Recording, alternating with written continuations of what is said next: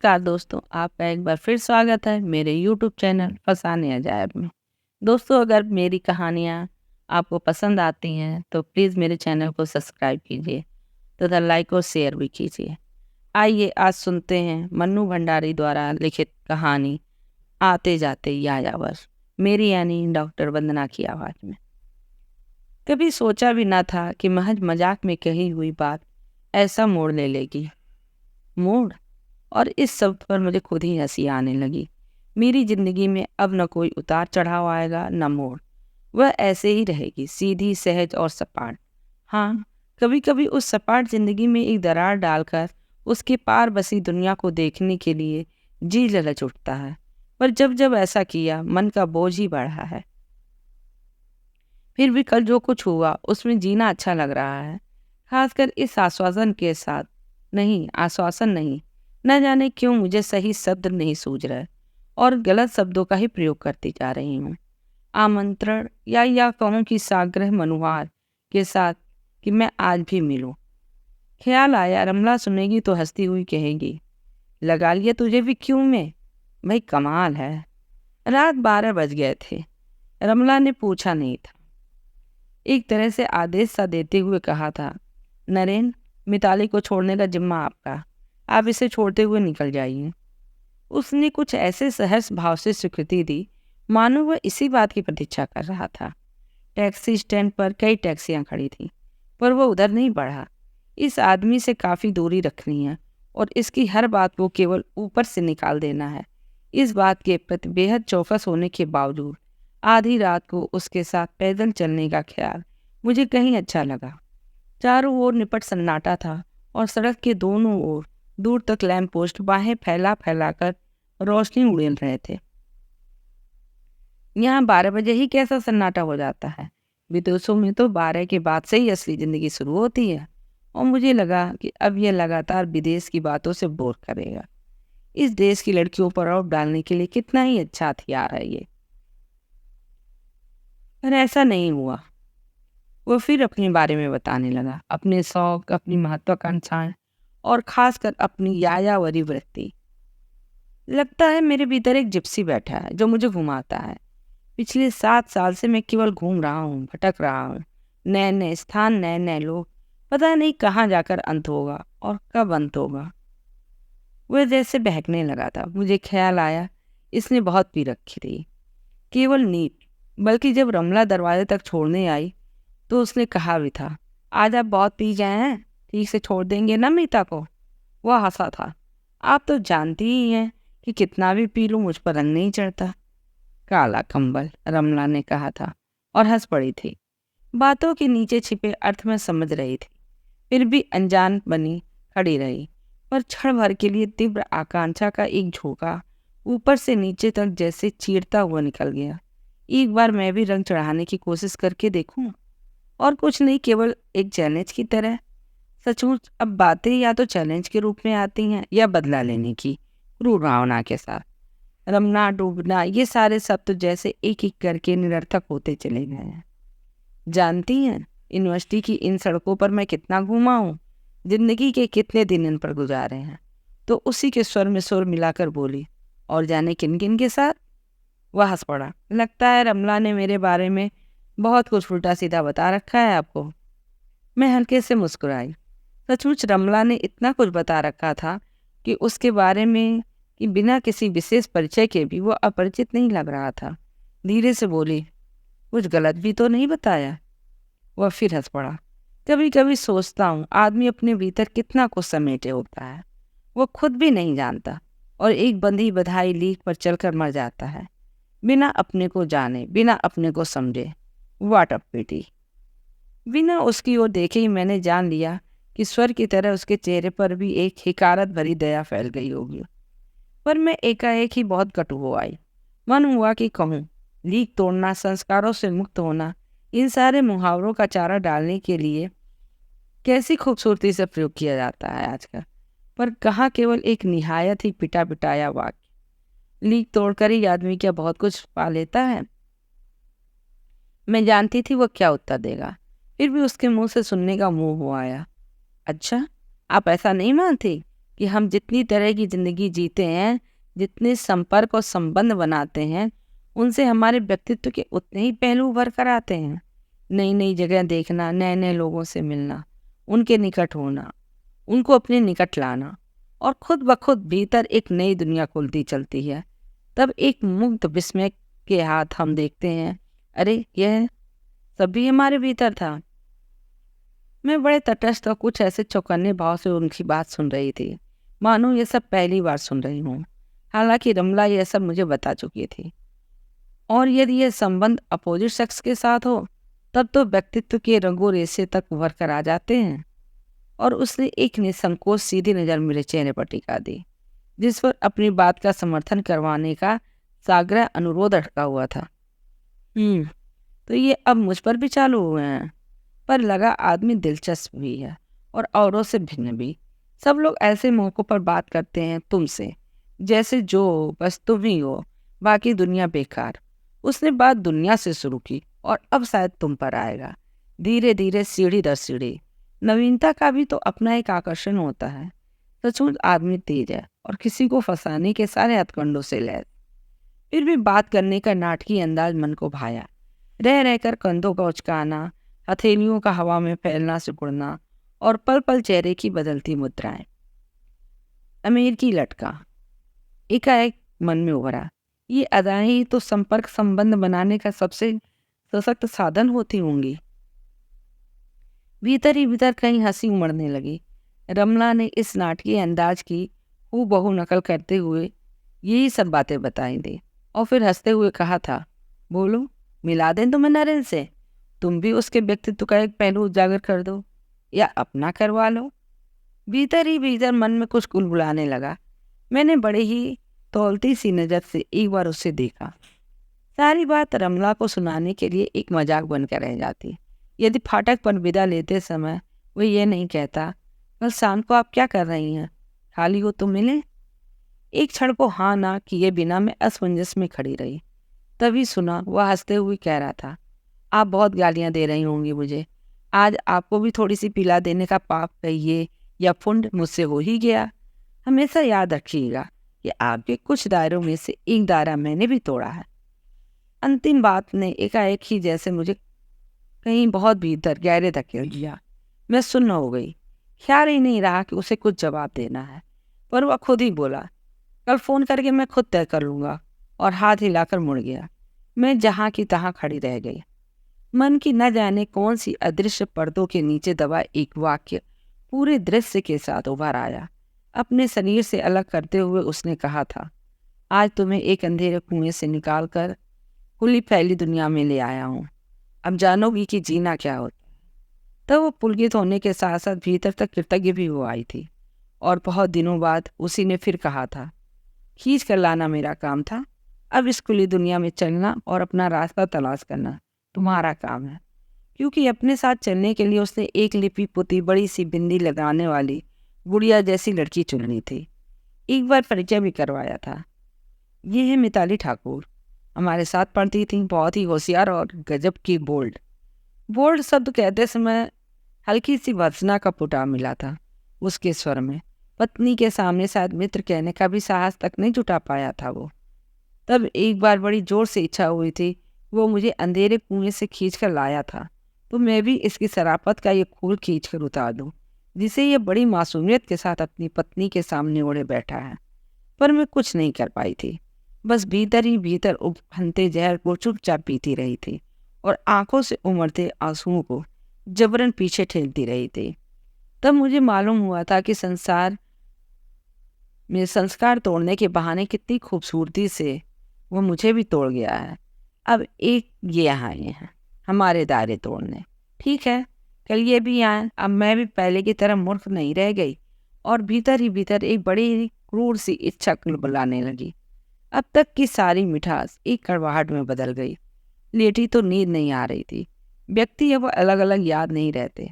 शायद सभी कहते हैं मीता बहुत रिजर्व्ड है, मीता इनिशिएटिव नहीं लेती, मीता अपने को कहीं भी प्रोजेक्ट नहीं करती। तो भीतर ही भीतर सबको धोखा देने का, छलने का एक क्रूर संतोष मन में जगता है। तुम कभी जान नहीं सकते कि मीता भीतर से क्या है। मीता ने तो सब कुछ किया है, आज भी कर सकती है, पर बर्दाश्त होगा तुमसे? तब तुम ही सबसे पहले थू थू करते हुए हिकारत भरे प्रहार करोगे और अपने अपने दबड़ों में लौट जाओगे। नहीं, मैंने तो बहुत पहले ही तय कर लिया था कि अब मैं कुछ नहीं करूँगी, अपने को वापस दायरे में समेट लूँगी। इस निर्णय के साथ ही मैंने वह शहर ही नहीं छोड़ा था, अपना अतीत भी छोड़ दिया था। एक बार बाहर आकर भीतर की ओर लौटने की यातना, भीतर से बाहर की ओर आने की यातना से कितनी ज़्यादा है, यह भी मैंने तभी जाना था। बाहर आने में कितनी उमंग, कितना उत्साह था, और भीतर लौटने में कितनी निराशा, कितनी टूटन। फिर भी एक अदृश्य संकल्प मेरे मन में धीरे धीरे आकार लेने लगा था। ठीक समय पर वह आ गया। कमरा वैसा ही पड़ा था। एक बार भी मैंने उसे सजाने संवारने का प्रयत्न नहीं किया। मैं अपनी हर बात से उसे दिखा देना चाहती थी कि मैं उसे जरा भी महत्व नहीं दे रही हूँ, ना उसके इस प्रकार चले आने को कुछ विशेष समझ रही हूँ। मैंने मन ही मन तय कर लिया कि मैं निहायत ही देसी ढंग से व्यवहार करूँगी और अंग्रेजी का एक भी शब्द नहीं बोलूँगी। अपनी विदेशियत के रौब को यूं धूल में लौटते हुए देख उसे कैसी तिलमिलाहट होगी। यही तो उसकी सबसे बड़ी तुरुप होती है। उस काल्पनिक तिलमिलाहट ने मुझे भीतर ही भीतर एक संतोष दिया, और जब सारी स्थिति बर्दाश्त के बाहर हो गई तो हम लोगों ने उस संबंध को नकार कर नए सिरे से अपने अपने व्यक्तित्व को स्वीकार कर लिया। बताइए जरा, आदमी सिवाय एक औरत के पति के और कुछ नहीं रह सकता है क्या? यह भी कोई जिंदगी हुई भला? वह अपनी अमेरिकी पत्नी से अलग होने की बात बता रहा था, पर किसी बहुत ही आत्मीय या नाजुक के टूटने की हल्की से हल्की व्यथा भी उसके चेहरे पर नहीं थी। तोड़ना क्या इतना आसान भी हो सकता है? अतीत के संबंध से क्या सचमुच आदमी इस तरह मुक्त हो सकता है? पर जो जुड़ता ही नहीं, उसके लिए टूटने की अहमियत ही क्या होती होगी भला? फिर भी अतीत की किसी भी छाया या प्रथा से इसका मुक्त होना मुझे अच्छा लग रहा है। खाली स्लेट पर ही तो रंग अच्छा चढ़ता है। एकाएक ही मन में उभरा, और जैसे मैं भीतर ही भीतर अपने एक एक कदम के लिए सतर्क और चौकन्नी हो गई। वह लगातार कुछ न कुछ बोले जा रहा था, और मैं विस्मित से यह सोच रही थी, आदमी इस तरह उड़ेल पाए तो मन का कितना बोझ छट जाए, कितना हल्का हो जाए। इसका मुझसे परिचय ही कितना है भला? फिर भी कैसे विश्वास में लेकर सब कुछ बताया जा रहा है, मानो मैं कोई बहुत ही घनिष्ठ हूँ। इसकी अंतरंग अनायासी शब्द का यूं मन में आ जाना मुझे अच्छा लगा। क्या इसके मन में इस समय मुझे लेकर कोई ऐसा ही भाव नहीं होगा? बस यही अनुकूल अवसर है, मुझे चूकना नहीं चाहिए। स्वर को बहुत ही मुलायम बनाकर मैंने पूछा, अच्छा, एक बात बताइए, लगातार यूं घूम घूम कर भटक भटक कर आप थक नहीं जाते? उसने एक भेदती सी नजर से मुझे देखा, जैसे इस प्रश्न के पीछे का मकसद जानना चाहता हो। मैं भीतर तक सिहर उठी, मानो चोरी करती हुई पकड़ी गई। पर नहीं, उसका ध्यान शायद उधर नहीं था। वो बड़े ही सहज स्वर में बोला, सचमुच कभी कभी थक जाता हूँ। लगता है जैसे अपने से ही हार रहा हूँ। यहाँ से वहाँ, वहाँ से कहीं और कहीं और, निरुद्देश्य और निरर्थक। और तब मन करता है कि इस वक्त को समाप्त कर दूँ, किसी एक के साथ एक जगह बैठकर जिंदगी जीऊँ, सुरक्षित और बंधी हुई। और उसने बड़े हारे थके भाव से सिर कुर्सी की पीठ पर टिका दिया, मानो सचमुच ही वो घूम घूम कर भटक भटक कर एकदम निढाल हो गया हो। छत की ओर एकटक देखते हुए होठों को गोल बनाकर वह धीरे धीरे धुएं के छल्ले उड़ाने लगा। रेशमी धुएं के वृत्त बड़े होकर उसके चारों ओर फैलते लिपटते चले गए। धुएं की उस जीने से आवरण के पीछे उसका चेहरा मुझे बड़ा कातर और दयनीय सा लगने लगा। कुछ इतना ज्यादा कि मुझे तरस सा आने लगा। कहीं ये अनेक अनेक संबंध बनने बिगड़ने के किससे मनगढ़ंत तो नहीं है? आजकल इन सब का बखान करना भी तो आधुनिक फैसलों में से एक है। किसी भी लड़की के लिए अनेक प्रिय प्रसंगों में लिप्त आदमी आजकल ज्यादा आकर्षण का कारण होता है। एक जीता जागता और ललकारता हुआ चैलेंज। पर 6 महीने भी एक जगह बैठ लूं तो दम घुटने लगता है। भीतर का जिप्सी कोड़े मार मार कर मुझे ढकेलने लगता है, और फिर यात्रा शुरू। कभी आप आगे के बारे में सोचते हैं, जैसे 10 साल बाद की बात, जब न इस तरह घूमना संभव होगा, न कोई दो बात करने पूछने वाला रह जाएगा। शायद तब किसी के पास इतना समय भी नहीं होगा कि 2 मिनट आपके लिए थम ही जाए। मैं उसे आतंकित कर देना चाहती हूँ। वह जान ले कि ऐसी जिंदगी का एक पहलू यह भी है। कभी कभी ख्याल जरूर आता है, पर आगे के बारे में ज्यादा सोच नहीं पाता। क्यों, क्या बूढ़े हो गए? आगे से मुंह मोड़कर पीछे देखना तो बूढ़ों का काम है। वो खिलखिलाकर हंसने लगा। मुझे हर बार ऐसा लगता है मानो मेरी सारी सतर्कता के बावजूद वह मेरे भीतर उठने बैठने वाले हर भाव को पढ़ रहा है। मुझे अजीब सी बेचैनी होने लगी। नहीं, मैं पीछे भी नहीं देखता, केवल सामने देखता हूँ। और शायद यह यूथ की निशानी है। वार खाली जाने की छल्लाहट जरूर मेरे मुंह पर आ गई होगी। मैं चाहूँ तो भी यह भटकन समाप्त नहीं होगी। आखिर उसने साफ भी तो बड़े सच्चे मन से दिया होगा। मेरी आंखें प्रश्नवाचक भाव तैर गया और फिर एक प्रेम प्रसंग खुल पड़ा। यूनिवर्सिटी की सड़कें, हॉस्टल के बंधन, ये सारा माहौल उस प्रसंग के साथ भी जुड़े हुए थे। अमीर की पत्नी की अपेक्षा इस प्रसंग में प्रेम की उष्मा भी ज्यादा थी और टूटने की व्यथा भी। एकाएक मुझे लगा यह मुझसे मिलने नहीं आया है, मेरे माध्यम से अपने अतीत के उस टुकड़े को दोहराने आया है। मेरा अहम बुरी तरह तिलमिला गया। मुझसे कोई भी ना मिले यह मुझे मंजूर है, पर यूं मात्र माध्यम की तरह। उसका रोना, उसका साप, आज भी सब कुछ याद है मुझे। भावुकता की ये बातें करते समय उसकी सारी चुस्ती, सारी स्मार्टनेस जैसे गल गई और वह बड़ा दयनीय और बड़ा साधारण सा लगने लगा। अब वो कहाँ है? कुछ रुखाई से मैंने पूछा। उसने शादी कर ली, खूब प्रसन्न है। मुझे बुलाकर अपना सुख, अपना वैभव, अपनी प्रसन्नता दिखा भी दी। और आपकी पत्नी? संबंध टूटने के साल भर बाद तक तो उससे संपर्क रहा था। उन दिनों वो अपने किसी अफेयर में व्यस्त थी। हो सकता है अब तक उसने शादी भी कर ली हो या फिर किसी नए अफेयर में व्यस्त हो गई हो। मेरी तिलमिलाहट एक क्रूर आनंद में बदल गई। लगा जैसे मेरे भी सारे बदले इन औरतों ने चुका दिए। तो सब ओर से हारे पीटे ये यहाँ आए हैं मेरे दायरे तोड़ने, और मेरा यह मन उसके भीतर का सब कुछ जान लेने को अपलाने लगा। यह सिर्फ एक नाटक है या कि इसके पीछे एक हारे हुए मन की कहीं टिक बैठने की आकांक्षा? पर कहीं से भी तो हारा पिटा नहीं लगता। क्या टूटे संबंध इसे कहीं से भी नहीं तोड़ते? क्या मन की टूटन से यूं असंपृक्त रहा जा सकता है? इस बार जाऊंगा तो जरूर मिलूंगा उससे। अब मिलना शायद अच्छा ही लगेगा। आप वापस कब जाएंगे? स्वर में आई उत्सुकता को भरसक दबाते हुए मैंने कुछ ऐसी लापरवाही से पूछा मानो इसके उत्तर से मेरा कोई संबंध ही ना हो। परसों यहाँ से कलकत्ते जाऊंगा और वहां से फिर 15 को मॉस्को के लिए उड़ना है। एक सड़कों में जैसे हवा में लटक गई। लगा थोड़ी देर पहले जो दयनीयता और कायरता उसके चेहरे पर आई थी वो मेरे चेहरे पर पुत गई है और वह बैठा वैसे ही हंस रहा है, सहज, मुक्त और निर्द्वंद। लगा मैं फिर चली गई अपनी सारी सावधानी के बावजूद। एकाएक ही मन सुलगने लगा। तब ये यहाँ करने क्या आया है? किससे सुना सुना कर मन हल्का करने के लिए मैं ही मिली थी इसे? घनिष्ठता क्या बिना परिचय के भी किसी को अपना सब कुछ बता सकता है? उसके लिए तो माध्यम कोई भी हो सकता है। वह फिर चहकने लगा। नई नई जगह, नए नए लोग और नए नए अनुभवों को पाने का कौतूहल, बड़ा उत्साह उसके चेहरे पर थिरक रहा था। पर उसके बाद उसकी बातें, उसकी उपस्थिति, बात करने का उसका नाटकीय अंदाज, सब कुछ मेरे लिए निरर्थक उठा, स्वादहीन और बेमतलब। बल्कि उसका होना भर मुझे भारी लगने लगा। मन हुआ उठकर बुरी तरह झिड़क दूं, पर किस बात पर? आखिर उसने किया क्या है यही समझ में नहीं आ रहा था। तुम हर संबंध में भविष्य की संभावना खोजती हो, इसीलिए वर्तमान को भी नहीं भोग पाती। एक बार मृणाल दी के पति ने कहा था तो लड़ने को मन हो आया था। जब भी मैं वहां जाती हूँ बड़े दुलार से मेरे हाथ अपनी दोनों हथेलियों में लेकर सहलाएंगे, बाहें दबाएंगे। जरा सा इशारा करूँ तो मृणाल दी से छिपकर कॉफी पिलाने भी ले जाएंगे। कई बार ऐसा संकेत कर चुके हैं, कुछ और ढील दूं तो और भी आगे बढ़ सकते हैं, पर उसी सीमा तक जहाँ किसी चीज का रिस्क ना लेना पड़े। उनका सब कुछ सहज और सुरक्षित रहे। वे जानते हैं कि उन्हें सिर्फ पाना ही है, जो भी मिल जाए। होना तो कुछ है नहीं, और मैं भी जानती हूँ कि मुझे पाना कुछ नहीं है।